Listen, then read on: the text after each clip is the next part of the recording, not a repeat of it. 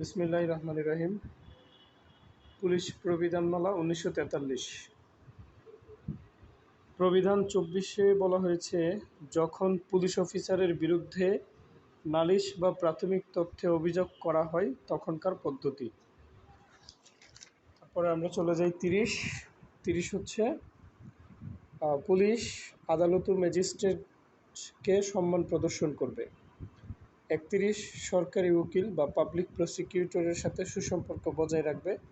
32 union পরিষদের chairman মেম্বারদের সাথে সুসম্পর্ক বজায় রাখবে। 33 জনসাধারণের সাথে ভালো আচরণ করবে। 34 অবসরপ্রাপ্ত পুলিশ অফিসারের সাথে ভালো সম্পর্ক রাখবে। 35 ইন্সপেক্টর জেনারেলের ক্ষমতা। 43 দাঙ্গার পরে মামলার তদন্ত ও বিচার। এতটুকু আমরা পড়েছিলাম, 1 মিনিটে আমাদের রিভিশন হয়ে গেল। যাক, আজকে আমরা পড়ব ইনশাল্লাহ 53 থেকে। তো ধারা 53-তে বিধি 53-তে বলা হয়েছে গুরুত্বপূর্ণ মামলাসমূহ। তার মানে যদি পরীক্ষায় প্রশ্ন আসে গুরুত্বপূর্ণ মামলা কাকে বলে,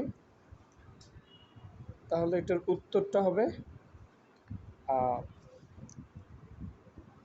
এরকম যে নিম্নের যে কোনো অপরাধের অভিযোগ গুরুত্বপূর্ণ মামলার অন্তর্ভুক্ত হবে।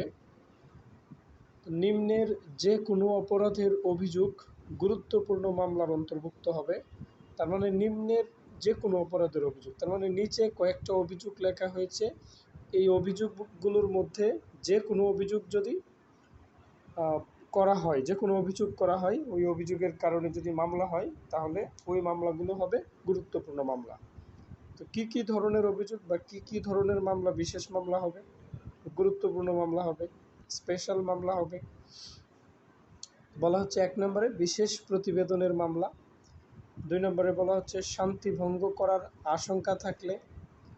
তো শান্তি ভঙ্গ হওয়ার আশঙ্কা থাকে কোন মামলায়? বেআইনি সমাবেশ, দাঙ্গা, এই মামলাগুলোতে। তো দাঙ্গা যদিও গুরুত্বপূর্ণ মামলা না, কিন্তু এখানে যেহেতু একটা প্রতিশোধ নেওয়ার সব পসিবিলিটি থাকে, সম্ভাবনা থাকে, সেজন্য দাঙ্গাকে বলা হচ্ছে গুরুত্বপূর্ণ মামলা। তাহলে শুধু এতটুকু লিখলেই হবে, শান্তি ভঙ্গ হওয়ার আশঙ্কা থাকলে বা শান্তি ভঙ্গ করার আশঙ্কা থাকলে। 3 নম্বর গুরুত্বপূর্ণ ব্যক্তিগণ জড়িত থাকলে। 3 নম্বর কি? গুরুত্বপূর্ণ ব্যক্তিগণ যদি কোনো মামলায় জড়িত থাকে তাহলে সেই মামলাটা হবে কি মামলা? বিশেষ মামলা অথবা স্পেশাল কেস অথবা গুরুত্বপূর্ণ মামলা হবে।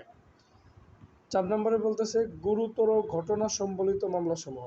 যে সকল ঘটনা গুরুতর, খুন, গুরুতর আঘাত, মানে গুরুতর ঘটনার মামলাগুলো হলো স্পেশাল বা বিশেষ মামলা। 5 নম্বরে বলা হচ্ছে কোনো পুলিশ অফিসার জড়িত রয়েছে এমন মামলা। এবার উল্লেখ্য ঊর্ধ্বতন কর্মকর্তা কর্তৃক লিখিতভাবে গুরুত্বপূর্ণ বলে প্রদত্ত যে কোনো মামলায় গুরুত্বপূর্ণ মামলার অন্তর্ভুক্ত হবে। তার মানে ঊর্ধ্বতন অফিসার যদি কোনো মামলার উপর যদি SR লিখে দেয় বা SC স্পেশাল কেস লিখে দেয় তাহলে সেটা গুরুত্বপূর্ণ মামলা বলে অভিহিত হবে। এগুলো হচ্ছে আমরা দেখি বিগত বছরগুলোতে কখনোই আসে নাই, এজন্য এগুলোতে বেশি কথা বলে সময় নষ্ট করতে চাচ্ছি না। এগুলোতে আমরা কমই কথা বলবো, আমাদের যে ধারাগুলো দরকার আমরা সেই ধারাগুলোতেই বেশি কথা বলবো।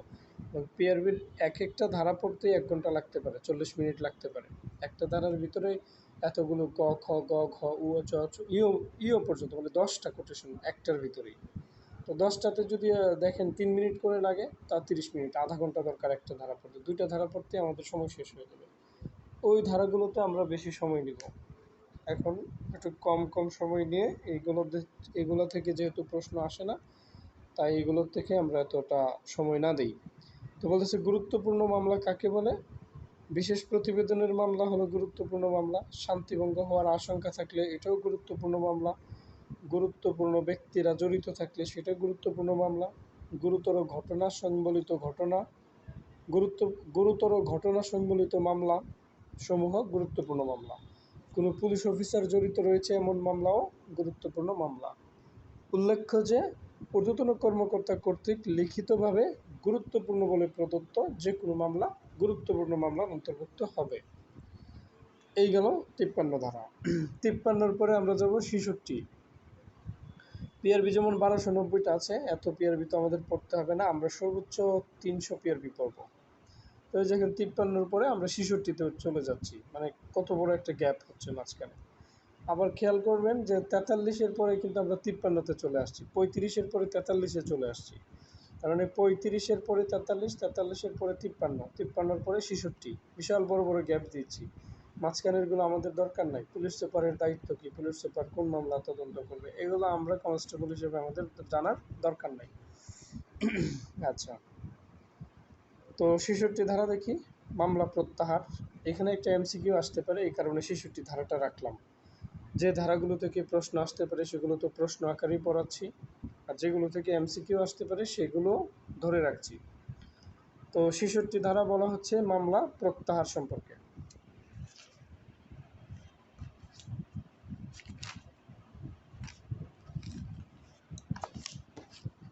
66 ধারা হচ্ছে কি, মামলা প্রত্যাহার সম্পর্কে বলা হচ্ছে পুলিশ সুপারের নির্দেশ ব্যতীত কোনো পুলিশ অফিসার অভিযোগ বা মামলা প্রত্যাহার করবে না। কি বোঝাচ্ছে কথাটা দ্বারা? যেমন আপনি হচ্ছেন মামলার তদারককারী অফিসার অথবা মামলার বাদী। যেমন ধরেন মাদক সহ কিছু মানুষকে আটক করলেন, 2, 4, 5 জনকে, তো এখানে কে বাদী হবে? মাদক যেহেতু আপনি ধরছেন, তাহলে আপনিই তো বাদী হবেন। আপনি বাদী হয়ে অভিযোগ বা মামলা করলেন। তো 66 ধারা বলতেছে যে আপনি যে মামলা করলেন, যদিও ফৌজদারি কার্যবিধি আইনের 495 ক্লোজ 2 উপধারা মোতাবেক একজন পুলিশ অফিসার মামলা প্রত্যাহার করতে পারে, কিন্তু তবু তিনি পুলিশ সুপারের নির্দেশ ব্যতীত কোনো ধরনের মামলা প্রত্যাহার করবে না। পুলিশ সুপারের নির্দেশ ব্যতীত কোনো মামলা প্রত্যাহার করবে না, এই কথা বলা হচ্ছে 66 বিধিতে। তাহলে 66 বিধিটা আমরা কি জানলাম? এখানে একটা এমসিকিউ, পুলিশ অফিসার কার নির্দেশ ব্যতীত মামলা প্রত্যাহার করবে না? জেলা ম্যাজিস্ট্রেট, বিচারিক ম্যাজিস্ট্রেট, পুলিশ সুপার, ডিআইজি। তাহলে কার হবে?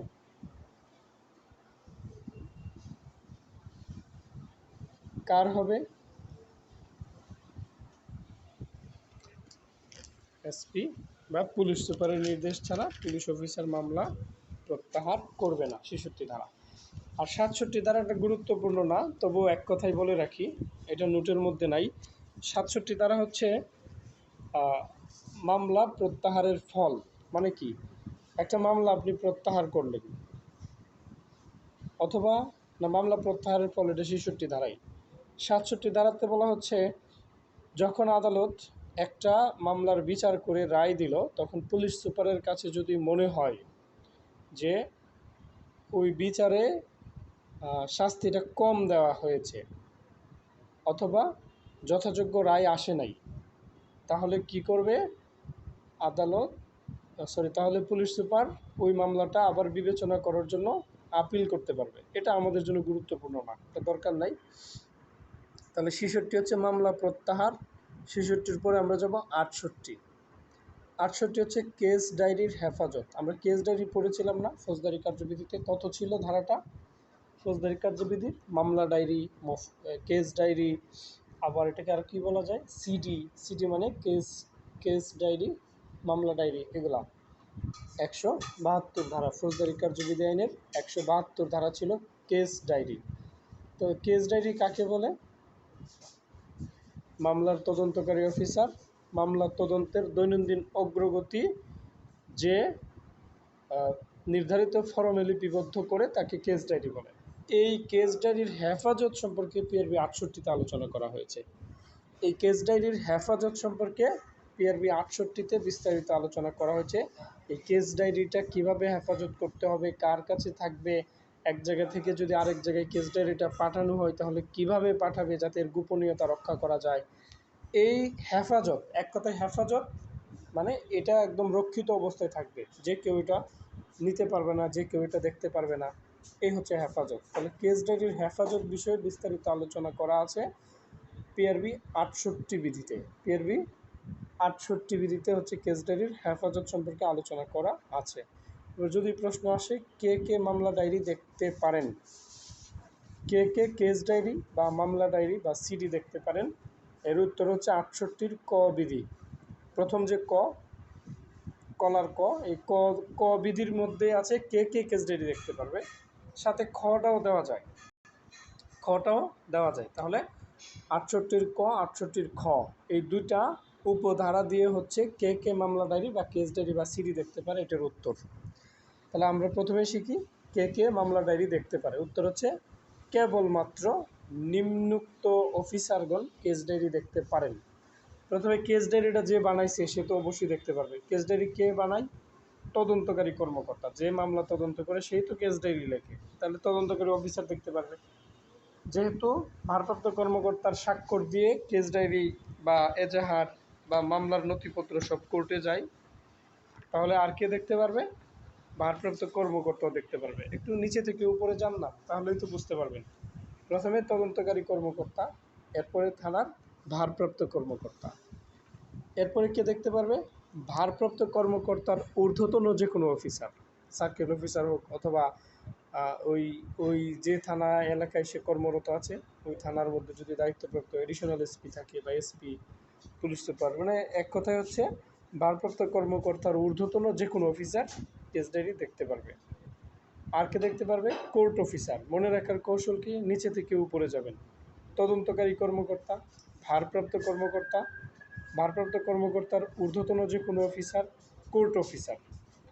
5 নম্বরে পুলিশ সুপারের অফিসের কেরানি অথবা দায়িত্বপ্রাপ্ত অফিসার। পুলিশ সুপারের অফিসের কেরানি কি? পুলিশ সুপারের কাছে যে সকল চিঠিপত্র যায়, কেস ডায়েরি যায়, যে কাগজপত্র যায় সবগুলো কিন্তু আরও উপস্থাপন করে রিজার্ভ অফিসার। যে রিজার্ভ অফিসার পুলিশ সুপারের কাছে উপস্থাপন করে। এখন সে যদি এই যে এটা কি সেটা যদি খুলে নাই বা দেখে, তাহলে সে কীভাবে পুলিশ সুপারের কাছে উপস্থাপন করবে? এই জন্য বলা হচ্ছে পুলিশ সুপারের অফিসের কেরানি। পুলিশ সুপারের অফিস কোনটা? রিজার্ভ অফিস, যেটা সংরক্ষিত অফিস। তো পুলিশ সুপারের অফিসের কেরানিকে আরও পুলিশ সুপারের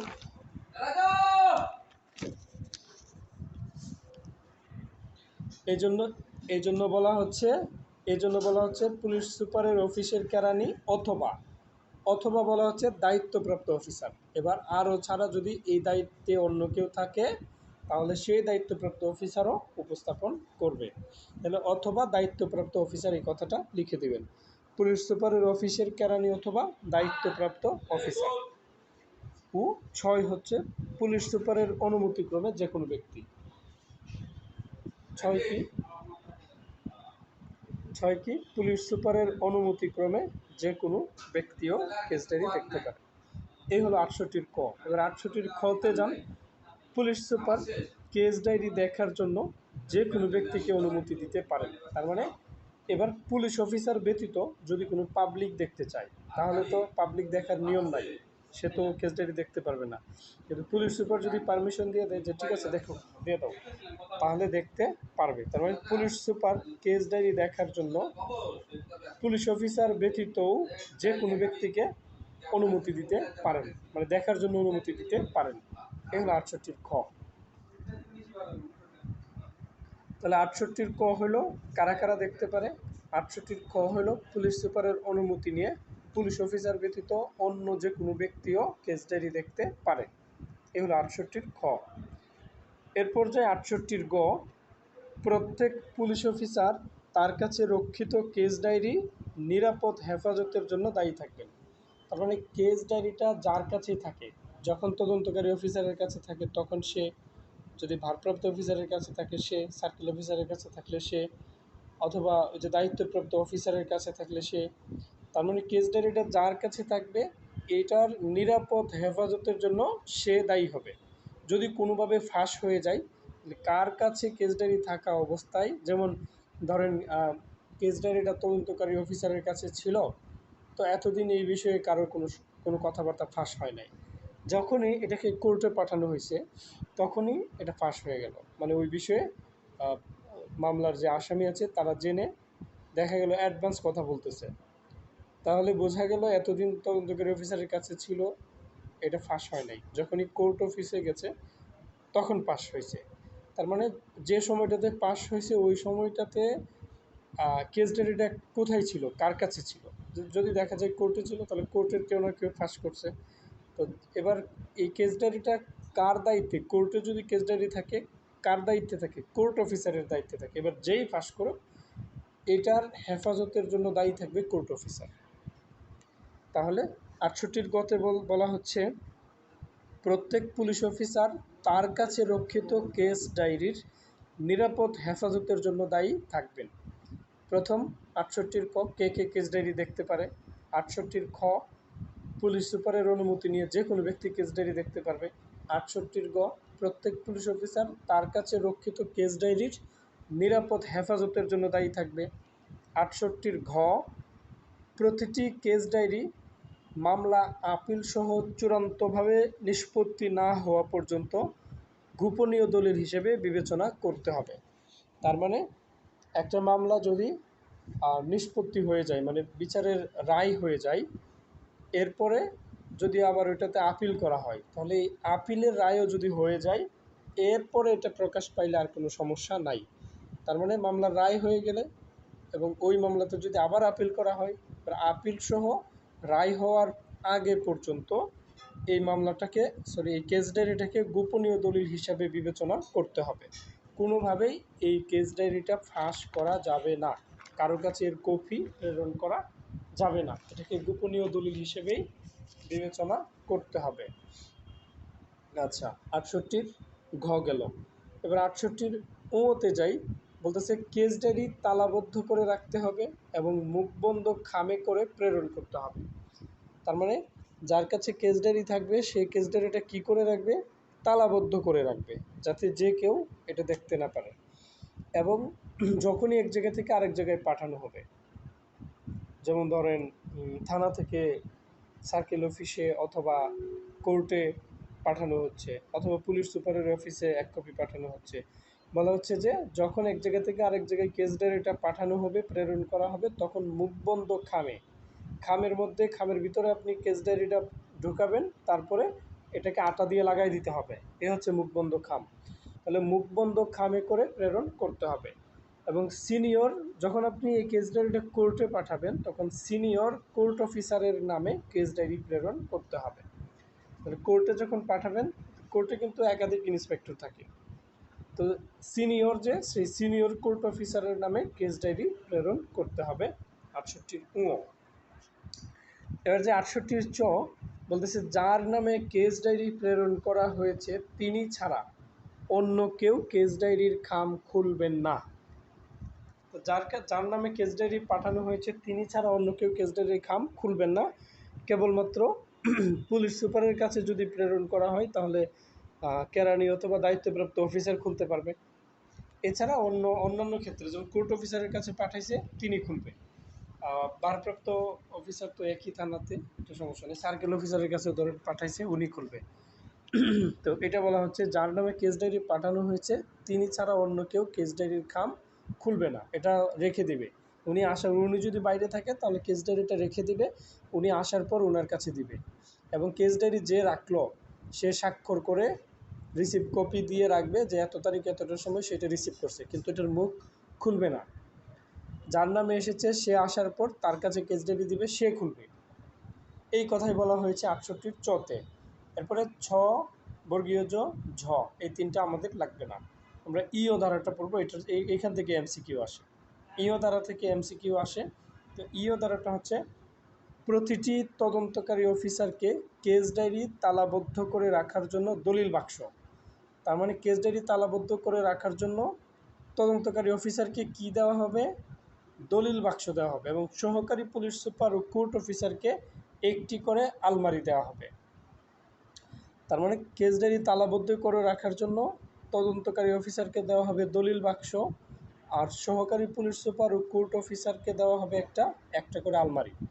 তার মানে যদি পরীক্ষায় প্রশ্ন আসে এমসিকিউ, যে কেস ডায়েরি তালাবদ্ধ করে রাখার জন্য কোর্ট অফিসারকে কি দেওয়া হবে, দলিল বাক্স, আলমারি, তারপরে ধরেন ওয়ার্ড্রপ, সবগুলো, তাহলে কী হবে উত্তর?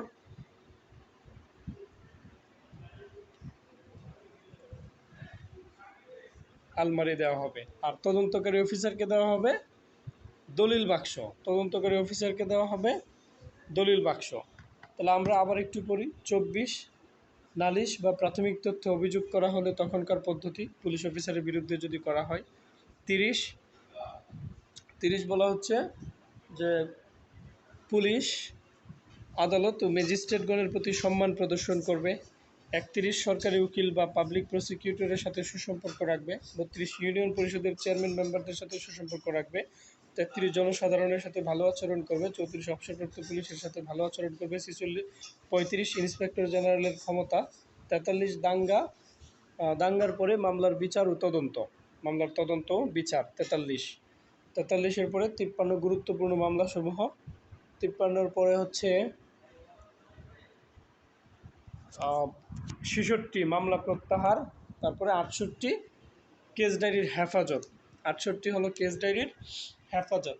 তো কেস ডায়েরির বিষয়ে আমরা পড়েছিলাম ফৌজদারি কার্যবিধানের 172, এটা মনে রাখতে হবে। হ্যাঁ, কেস ডায়েরি আসলে 172 দ্বারা দিয়ে দিবেন, 172, 68। তো কেস ডায়েরির কথা আসলেই ফৌজদারির 172 চলে আসবে। পিআরবিতে 4টা ধারা, 4টা বিধি আছে, ওই 4টা বিধি ফৌজদারি কার্যবিধির একটা বিধি, 172। তো 68-র পরে 69, 70 এখানে গ্যাজেট মেজেট নিয়ে কিছু ধারা আছে, এগুলো আমাদের লাগবে না। আমরা যাব 86, 87, 88, এগুলো আমাদের লাগবে 86 থেকে এমসিকিউর জন্য, রচনামূলকের জন্য লাগবে না। তাহলে 86 ধারাতে কি বলা হচ্ছে, কে বলতে পারবেন? খুরশেদ আবার বলেন তো, 86 ধারাতে কি বলা হচ্ছে?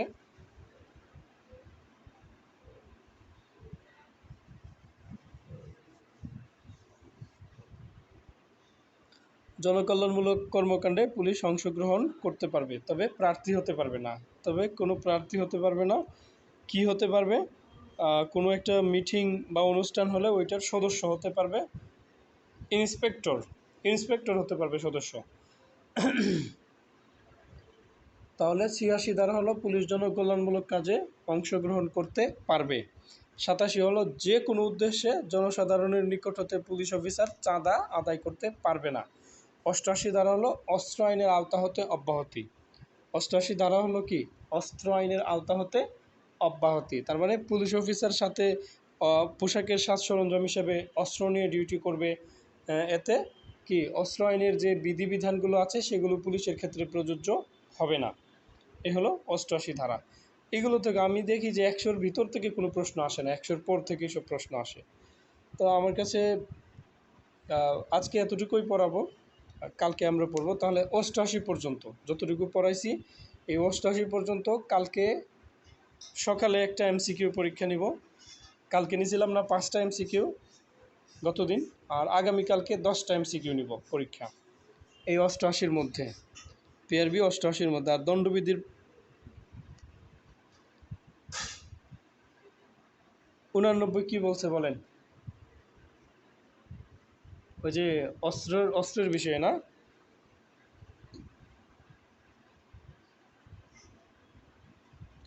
হ্যাঁ, ব্যক্তিগত আগ্নেয়াস্ত্র ব্যবহার করা যাবে না এবং ডিউটি করার সময় লাঠি, সরকারি লাঠি নিতে হবে, ব্যক্তিগত লাঠি না, সরকারি লাঠি নিতে হবে। এবং সাব ইন্সপেক্টর ব্যক্তিগত প্রয়োজনে অস্ত্র আমদানি করতে পারবে। এই কথাটা মনে আছে 89-এ না? রিডিং পড়ছেন পুরোটা? এই কথাটাও আছে। তাহলে সাব ইন্সপেক্টর বা সার্জেন্ট পদমর্যাদার অফিসার, তাদের যদি জীবনের ঝুঁকি থাকে বা দেখা যায় যে তাদের সাথে একটা অস্ত্র রাখা প্রয়োজন হয়, তখন তারা ব্যক্তিগত প্রয়োজনে একটা আগ্নেয়াস্ত্র, পিস্তল টাইপের একটা আগ্নেয়াস্ত্র আমদানি করতে পারবে। তাহলে সরকারি ডিউটিতে ব্যক্তিগত আগ্নেয়াস্ত্র ব্যবহার করা যাবে না। এবং কনস্টেবল যারা আছে তারা সরকারি ডিউটিতে সরকারি লাঠি ব্যবহার করবে, ভিআইপি লাঠি হোক বা নর্মাল লাঠি হোক, সরকারি লাঠি ব্যবহার করবে, ব্যক্তিগত লাঠি ব্যবহার করতে পারবে না। আর সাব ইন্সপেক্টর যদি পারে তাহলে তো ইন্সপেক্টরও পারবে, আর এএসপি তারা তো আরও পারবে। তার মানে যে সাব ইন্সপেক্টর থেকে ঊর্ধ্বতন যে কোনো অফিসার ব্যক্তিগত প্রয়োজনে আগ্নেয়াস্ত্র আমদানি করতে পারবে। এই হলো 89 ধারা। তাহলে 89 ধারা কি? আগ্নেয়াস্ত্রের ব্যবহার, ব্যক্তিগত প্রয়োজনে আগ্নেয়াস্ত্র ব্যবহার করা যাবে না, ও বেত ও লাঠির ব্যবহার। এই হলো 89 ধারা। সরকারি ডিউটিতে ব্যক্তিগত আগ্নেয়াস্ত্র ব্যবহার করা যাবে না, সরকারি ডিউটিতে ব্যক্তিগত আগ্নেয়াস্ত্র ব্যবহার করা যাবে না, এবং বেত ও লাঠির ব্যবহার। এই হচ্ছে 89 ধারা। তাহলে এই 89 ধারা পর্যন্তই আজকে থাকুক। আগামীকালকে ইনশাল্লাহ একটু ভালোভাবে বেশি পড়ানোর চেষ্টা করব। তো ভালো থাকেন সবাই। আজকে রাতে প্রশ্ন বানাবো 10টা, আগামীকাল সকালে 10টা এমসিকিউ পরীক্ষা নিব 89 পর্যন্ত। যে ধারাগুলো পড়াইছি এই ধারাগুলোর ভিতর থেকে, হ্যাঁ, 89 পর্যন্ত এমসিকিউ পরীক্ষা নিব। তাহলে ভালো থাকেন সবাই। আসসালামু আলাইকুম।